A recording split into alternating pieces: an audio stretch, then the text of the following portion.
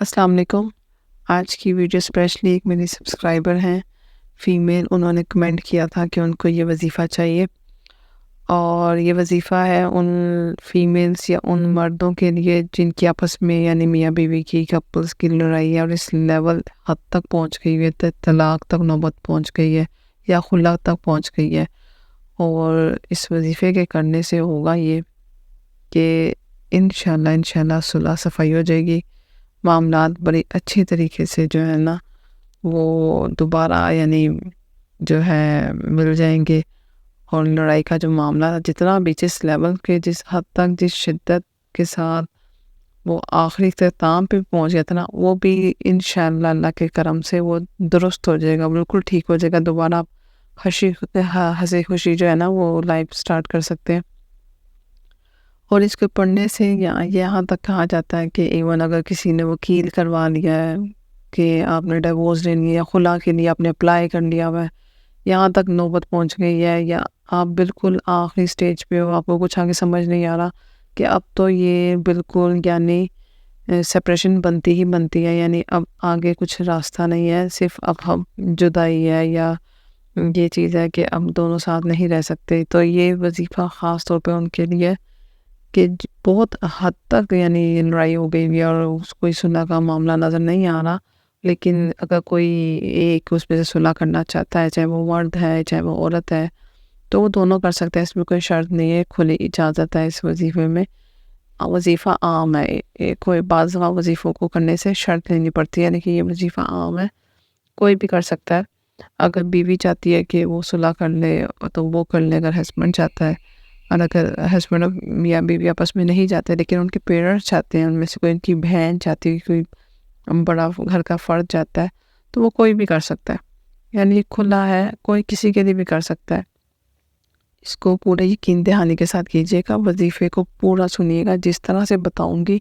اسی طرح سے کرنا ہے۔ اس وظیفے کو کرنے کی لازمی شرط بھی یہی ہے کہ اس کو اس طرح سے کیا جائے، جس طرح سے بتانا ہے اس کو پورا سنیے گا اور سمجھ کے کیجیے گا، اس میں ذرا سا چینجنگ نہیں کرنی، ورنہ وظیفہ آپ کو الٹا بھی پڑ سکتا ہے۔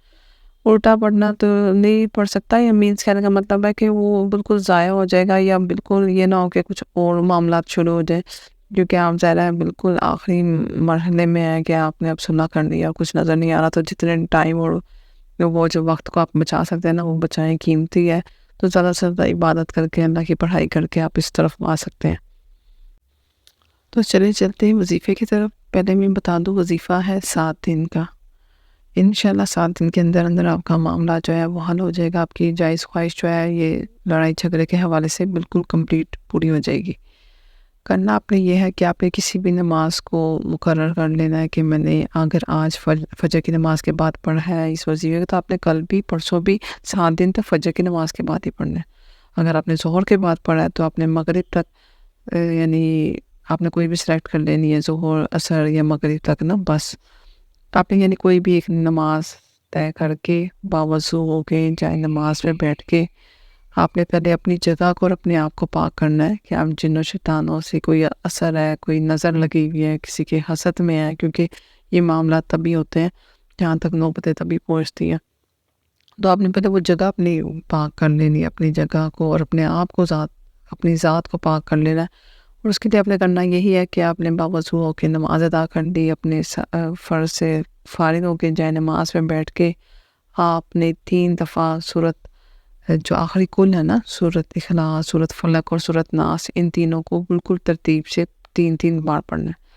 مینز سورت پہلے ناس اخلاص پڑھی، سورت فلق پڑھی، پھر سورت ناس پڑھی، پھر اسی طرح سے ترتیب سے 3 دفعہ رپیٹ کر کے آپ نے 3 دفعہ پڑھ لیا۔ 3 دفعہ پڑھنے کے بعد آپ نے 11 بار جو ہے درود شریف پڑھنا ہے۔ درود شریف پڑھنے کے بعد آپ نے اپنے ہاتھوں پہ پھونک مارنی ہے، اپنی باڈی پہ مارنی ہے، اپنی جائے نماز پہ ارد گرد جہاں جہاں آپ کی نظر جا سکتی ہے، آنکھیں بند کر کے اپنی دیواروں پہ، اپنے راؤنڈ میں جہاں پر بھی پھونک مار سکتے ہیں آپ کر لیں۔ اس سے یہ ہوگا کہ آپ کی جگہ، آپ کے ارد گرد کی جو پلیس ہے، آپ خود آپ کے ہاتھ پاؤں اپنے منہ پہ، چہرے پہ، ہاتھ پہ، اپنی پوری باڈی پہ جہاں ہاتھ رکھ کے آپ پھونک مار سکتے ہیں، اس طرح سے کر کے آپ نے پہلے خود کو پاک کر لینا ہے۔ اس کے بعد آپ نے قرآن پاک کی صورت ہے سورت طارق، اس کی جو آخری کی 3 آیات ہے نا وہ آپ نے 313 دفعہ پڑھنی ہے. آخری کی 3 آیات 313 دفعہ سورۃ طارق کی. آپ نے قرآن پاک کھول کے اس کو 313 دفعہ پڑھنا ہے. 313 دفعہ پڑھنے کے بعد آپ نے اگر دوبارہ درود شریف پڑھنا چاہتے ہیں درود شریف پڑھ لیں، لیکن یہاں پہ یہ وظیفہ ختم ہے. اس کے بعد آپ 3 دفعہ پھر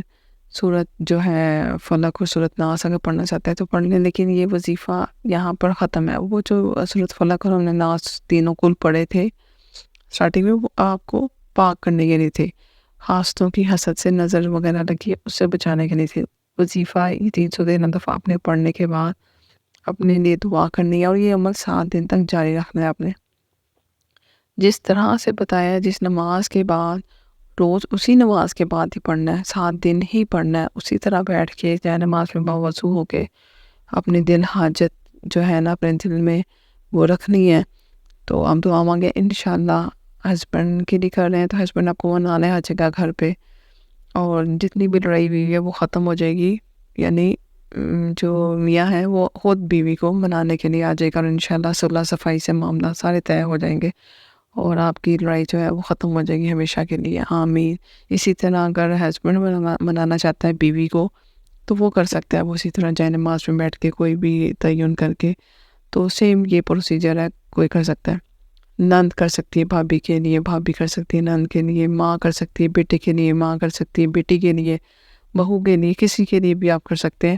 اور یہ وظیفہ صرف اسی معاملے کے لیے نہیں ہے، یہ اگر آپ چاہتے ہو گھر میں آپس میں بھائیوں کی لڑائی ہے، بیٹوں کی لڑائی ہے، بیویوں کی لڑائی ہے، بہوؤں کی لڑائی ہے، اس طرح سے کوئی بھی معاملات ہے، صلح صفائی کا معاملہ ہے، پریشانی ہے، گھر میں برکت نہیں ہے، خوشحالی نہیں ہے، تو آپ کسی بھی مقصد کو اس کو کے لیے پڑھ سکتے ہیں. بس دل میں آپ نے حاجت رکھنی ہے، جس طریقے سے بتایا اسی ترتیب سے آپ نے پڑھنا ہے. اور آپ نے اس کو یعنی سب کے وظیفے کو پڑھنے کے بعد آپ نے خود بھی پانی پی لینا پھونک مار کے. ایک تو آپ پھونک ماریں گے نا، اپنے راؤنڈ میں ماریں گے، اپنی دعا کریں گے. دوسرا آپ یہ کر سکتے ہیں کہ آپ برتن میں پانی لیں، خود بھی اس میں سے پانی پئیں، اپنے بچوں کو بھی پلائیں. اگر آپ کے ہسبینڈ اس ٹائم گھر میں موجود ہیں تو آپ اپنے ہسبینڈ کو پلا دیں، اور اگر ہسبینڈ گھر پہ موجود ہی نہیں ہے کیونکہ لڑائی کا معاملہ ہو سکتا ہے، آپ اپنے گھر پہ ہوں یا وہ اپنے گھر پہ ہو، یا